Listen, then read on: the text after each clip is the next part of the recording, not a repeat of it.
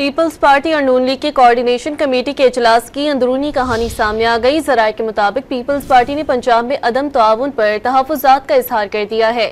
मज़ीद जानते हैं डॉन न्यूज़ के नुमाइंदे मियां शुएब हमारे साथ लाइन पर मौजूद है। मियां शुएब, बताइएगा कोऑर्डिनेशन कमेटी के इजलास की अंदरूनी कहानी मज़ीद क्या है?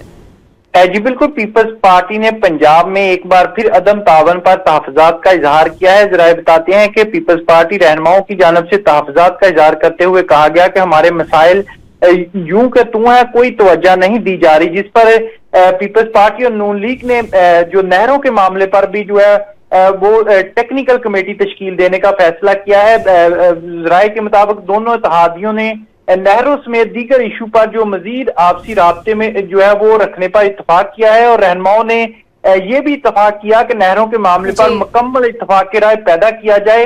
और पीपल्स पार्टी रहनुमाओं की जानब से आज इजलास में ये तहफ़्फ़ुज़ात का इजहार किया गया कि जो हल्कों में अराकीन है, असम्बलियां, उनको फंड नहीं मिल रहे, जिसकी वजह से उन्हें मुश्किलात है। इसके साथ साथ ज़राए ये भी बताते हैं कि पीपल्स पार्टी ने आइंदा जो माली साल के बजट में अराकीन असम्बली के लिए अवामी फलाह की जो स्कीमें हैं वो शामिल करने का मुतालबा किया है।